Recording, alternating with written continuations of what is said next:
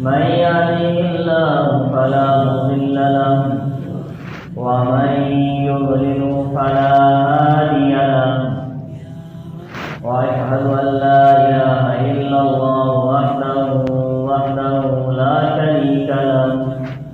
وأشهد أن سيدنا وسندنا ونبينا ومولانا محمدا عبده ورسوله أرسله بالحق بشيرا ونذيرا وداعيا إلى الله بإذنه وسراجا منيرا وصلى الله عليه وعلى آله وعلى أصحابه وبارك وسلم تسليما كثيرا كثيرا أما بعد فقد قال الله سبحانه وتعالى في القرآن المجيد والفرقان الحميد أعوذ بالله من الشيطان الرجيم بسم الله الرحمن الرحيم قد أفلح من تزكى وذكر اسم ربه فصلى بل تؤثرون الحياة الدنيا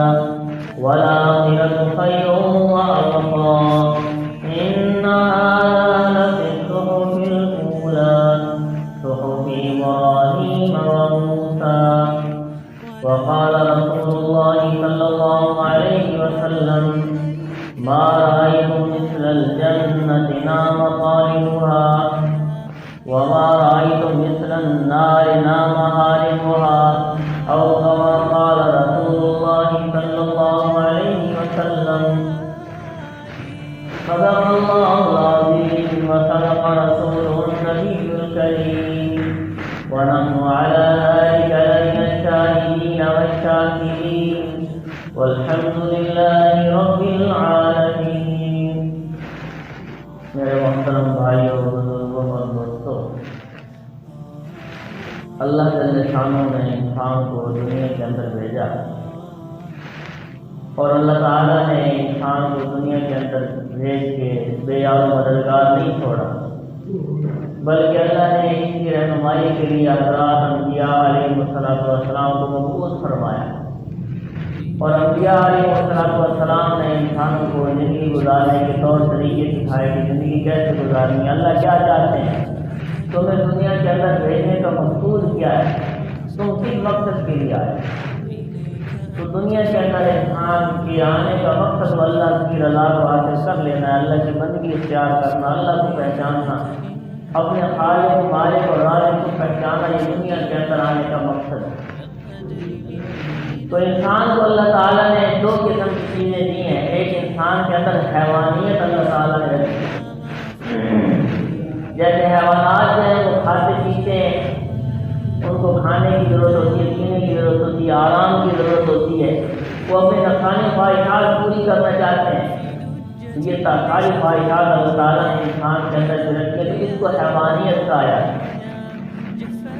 دوسری چیز اللہ تعالیٰ نے انسان کے اندر رکھی ہے، وہ عام باقی حیوانات کے اندر نہیں ہے، اس کو روحانیت کہا جاتا ہے. اور اس کو دوسرے لفظوں کے اندر ملکیت بھی کہا جاتا ہے کہ جیسے جو ہے وہ فرشتے ہر وقت عبادت میں مشغول ہیں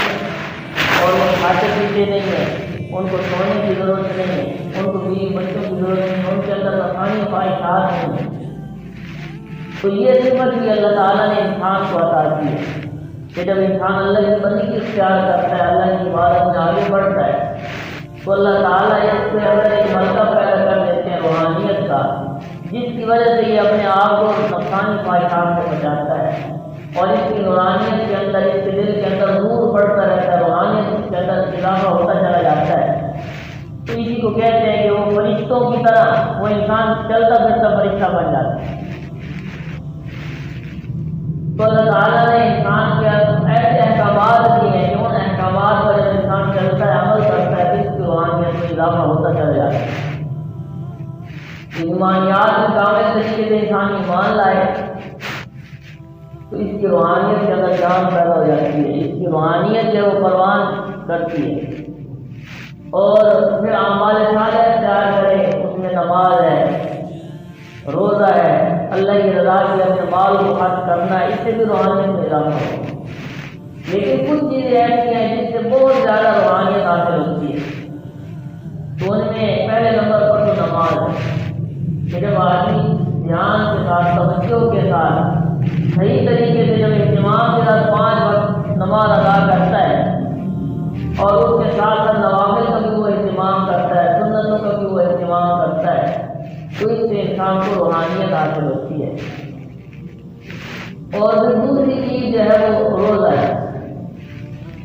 روزہ تو عملی طور پر بھی فرشتوں کی صفات کی طرح ہے کہ جیسے فرشتے کھاتے پیتے نہیں ہیں اور فرشتے جو ہے ان کے اندر نفسانی خواہشات نہیں، اس کو بیوی بچوں کی ضرورت نہیں ہے، تو انسان جب روزہ رکھتا ہے تو وہ فرشتوں کی صفت اپنے اندر پیدا کر لیتا ہے کہ وہ بھوک اس کو لگ رہی ہے لیکن وہ کھاتا نہیں، اور پیاس اس کو لگی ہے لیکن پیتا نہیں، نفسانی خواہشات اس کے اندر پیدا ہو رہی ہے لیکن ان پر عمل پیدا نہیں ہوتا، گناہوں سے اپنے آپ کو بچاتا ہے، نظروں کی وہ حفاظت کر رہا ہے، وہ زبان سے غلط بول نہیں بولتا، وہ کانوں سے غلط سننا نہیں چاہتا، اور وہ جب کوئی گناہ کا کام نہیں کرتا اپنے روزے کی وہ حفاظت کرتا ہے، تو اس سے جو ہے روحانیت کے اندر اضافہ ہوتا ہے۔ تو جیسے باقی عبادات کے بارے میں آتا ہے، آدمی میں آتا ہے، فرماتے ہیں کہ میرا بندہ جو ہے نوافل کے ذریعے سے میرے قریب ہوتا ہے۔ جب انسان فرائض کی ادائیگی کے ساتھ ساتھ نوافل کی کثرت کرتا ہے تو پھر انسان اللہ کے قریب ہوتا ہے۔ یہاں تک کہ حدیث میں آتا ہے، اللہ فرماتے ہیں کہ میں اس کا ہاتھ بن جاتا ہوں کسی سے وہ پکڑے، اور میں اس کا پاؤں بن جاتا ہوں کسی سے وہ چلے۔ نہیں، انسان کا ہر عمل اللہ کی مرضی کے ساتھ ہو جاتا ہے۔ تو روزہ جو ہے نبی علیہ السلام کو اللہ تعالیٰ نے روزے عطا فرمائے، ہجرت کے دوسرے سال میں جو ہے روزے فرض ہوئے، اس کے ساتھ ساتھ اللہ تعالیٰ نے نفلی روزے بھی عطا فرمائے۔ جیسے ہم فرض نماز پڑھتے ہیں تو ہر فرض نماز کے ساتھ ساتھ سنتیں بھی ہیں، تو کچھ سنتیں ہم پہلے پڑھتے ہیں تو بعد میں پڑھتے ہیں، تو ان سنتوں کا بھی ہم اہتمام کرتے ہیں، اس سے بھی جو ہے وہ روحانیت میں اضافہ ہوتا ہے، ملکیت انسان کو حاصل ہوتی ہے۔ تو اسی طرح روزے بھی فرضی روزوں کے ساتھ ساتھ نبی علیہ السلام نے کچھ روزوں کو سنت بھی قرار دیا، کچھ روزے نفلی روزے ہیں، مستحب روزے ہیں، تو ان میں نبی علیہ السلام نے کوئی خاص تحریر نہیں فرمائی کہ فلاں دنوں میں روزہ رکھو۔ نبی علیہ السلام جو ہے آپ علیہ السلام سارا سال نفلی روزے رکھتے تھے۔ عطائیہ صدیقہ رضی اللہ تعالیٰ عنہ فرماتی ہیں کہ بعض دفعہ آپ نے ایسے روزے رکھتے مسلسل نفلی روزے، ہم یہ سمجھتے تھے کہ بعض آپ ہمیشہ روزے رکھتے کہ کبھی افطار نہیں کرتے، اور پھر بعض دفعہ آپ روزے رکھنا چھوڑ دیتے، نفلی روزے نہیں رکھتے تھے، تو ہم یہ سمجھتے تھے کہ آپ یہ کبھی روزہ رکھیں گے،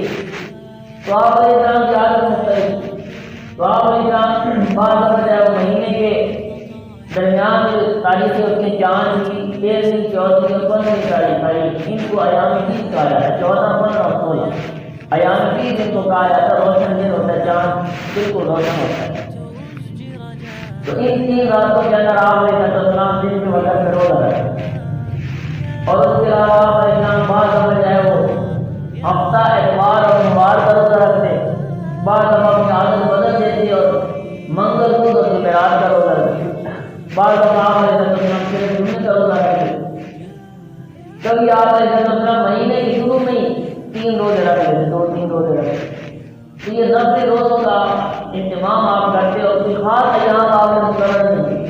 تاکہ آپ امت پر لازم ہو، زندگی کے لیے مشکل نہ ہو، مشقت نہ ہو،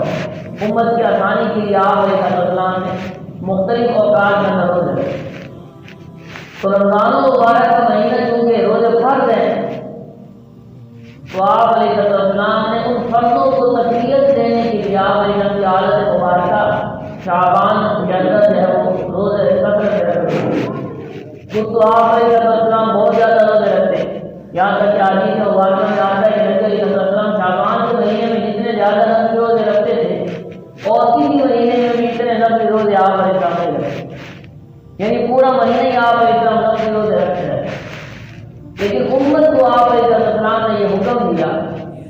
کہ تم لوگ جو ہے شعبان کے جو پہلے 15 دن ہیں ان 15 دنوں کے اندر نفلی روزے رکھو، لیکن 15 شعبان کے بعد پھر نفلی روزے نہ رکھو، تاکہ تمہارے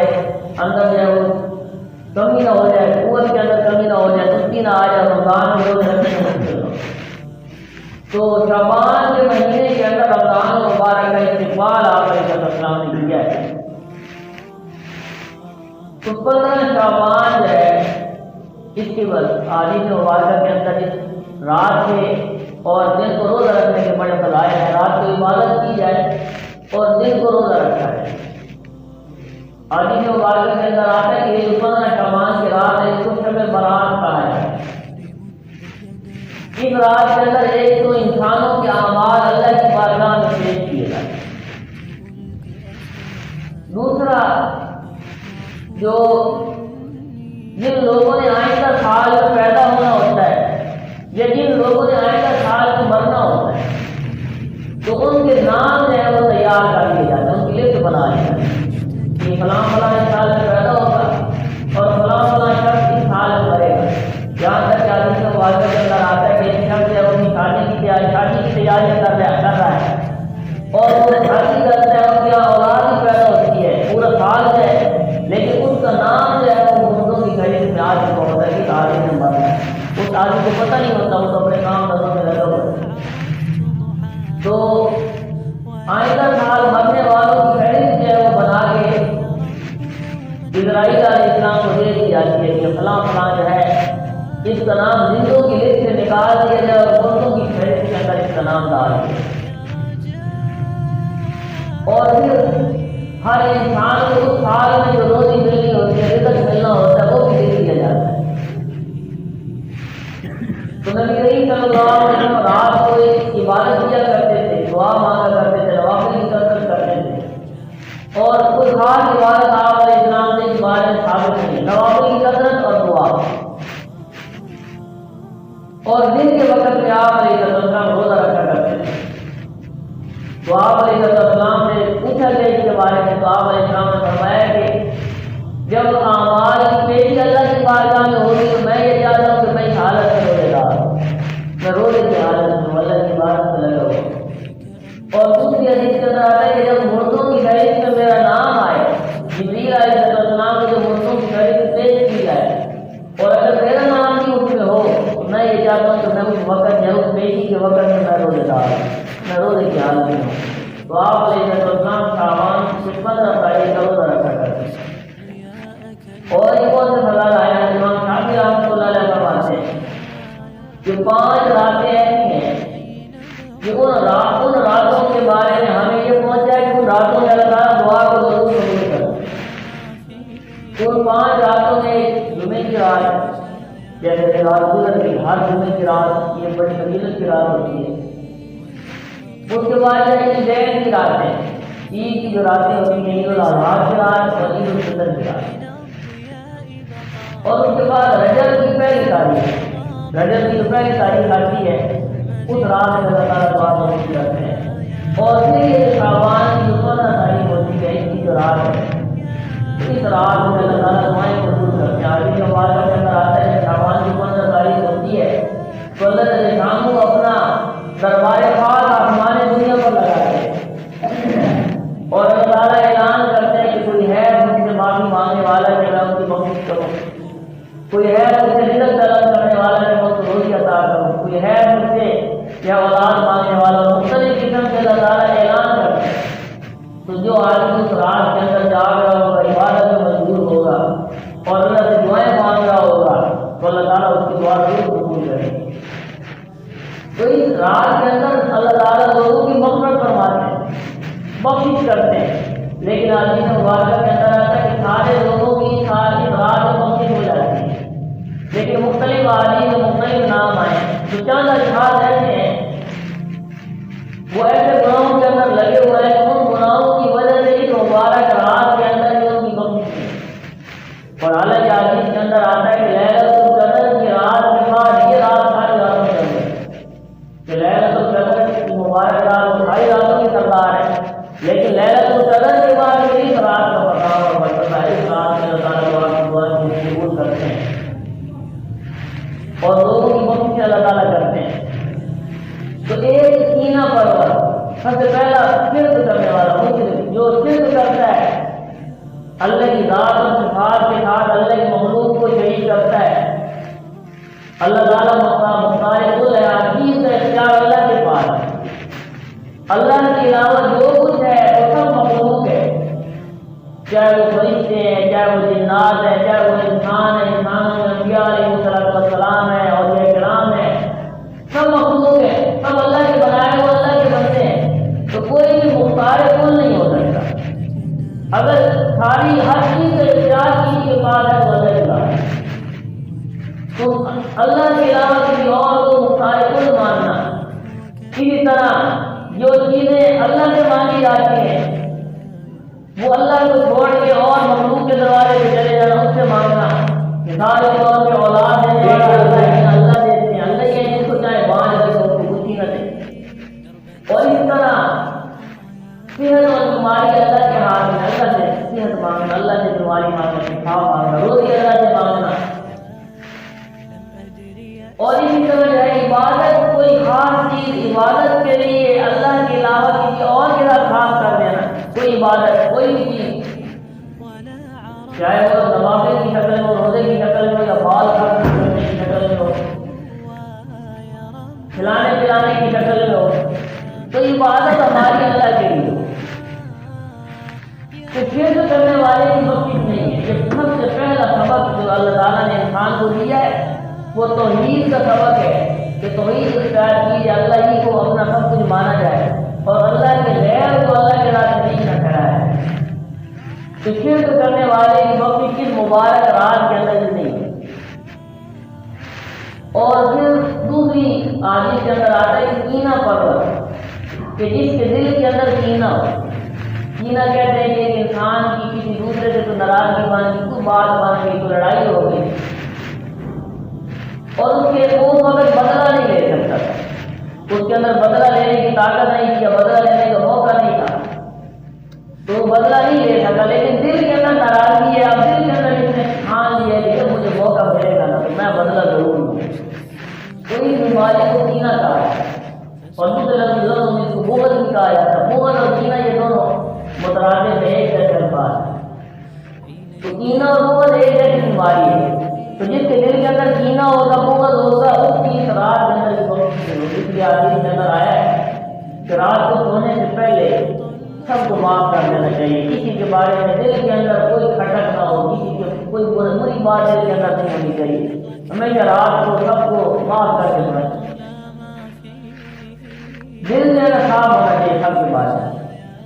اور یہ کینہ اور بغض ایسی بیماری ہے جس کی وجہ سے اور بہت ساری بیماری انسان میں پیدا ہوتی ہے۔ اس کینہ اور بغض کی وجہ سے انسان میں حسد پیدا ہوتا ہے، اس کینہ اور بغض کی وجہ سے انسان دوسروں کو حقیر سمجھتا ہے، دوسروں کا مذاق اڑاتا ہے، تو دوسروں کو نقصان پہنچانے کی کوشش کرتا ہے۔ اس لیے کینہ اور بغض سے منع کیا گیا۔ تو جس شخص کے دل کے اندر کینہ اور بغض ہوگا، اس رات کے اندر یعنی شب برات کی رات، لیلۃ القدر کی رات، ان مبارک راتوں کے اندر جو اس کی بخشش نہیں ہوتی، اس کی دعائیں قبول نہیں ہوتی۔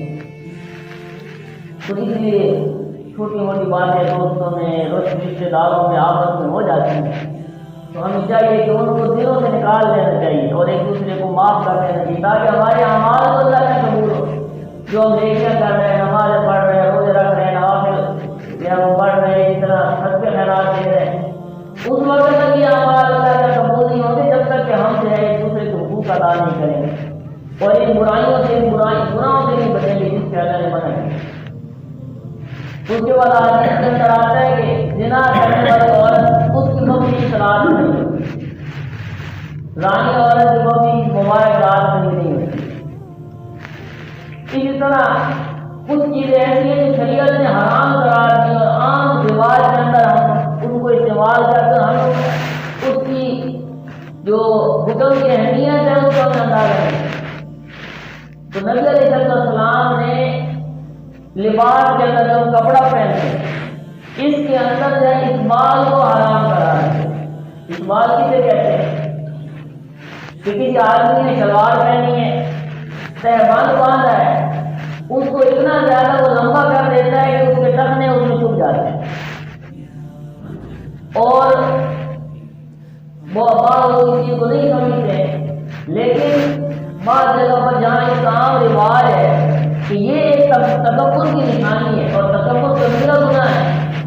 اس وجہ سے شریعت نے اس کو حرام کرا ہے۔ پہلے زمانے کے اندر بڑے بڑے چودھری ہوتے تھے، وڈیرے ہوتے تھے، وہ اپنی چادر جو ہے اتنی لمبی رکھتے تھے کہ پیچھے سے بجلی آتی تھی۔ یہ تکبر کی نشانی ہو، تکبر کی وجہ سے بڑی بڑی چادریں باندھتے تھے، یہ تکبر کی نشانی ہے۔ تو نبی علیہ السلام نے اس چیز کو حرام کرا ہے۔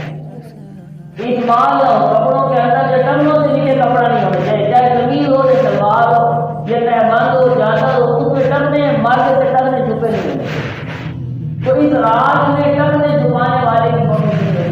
والے یہ تو گرا ہونا ہے، تکبر کی نشانی ہے، اس سے ہمیں بچنا چاہیے۔ تو اس مبارک رات کے اندر جو عبادات، جو طریقہ کار شریعت نے بتایا ہے وہ اختیار ہے، اور بہت ساری چیزیں ایسی ہوتی ہیں کہ وہ لوگوں نے سنی سنائی باتوں پر عمل کرتے کرتے وہ چیزیں بدلتی رہتی ہیں، ایک رواج بن جاتا ہے، ایک عادت بن جاتی ہے، لیکن شریعت کے ساتھ اسلام کے اصل کا کوئی تعلق نہیں۔ تو جو نبی کریم صلی اللہ علیہ وسلم کا عمل حدیث مبارکہ میں آیا ہے اس رات اور دن کے بارے میں کہ رات کی عبادت کی جائے، نوافل پڑھے جائیں، دعائیں مانگی جائیں، تلاوت کی کثرت کی جائے، ایک دوسرے کو معاف کیا جائے،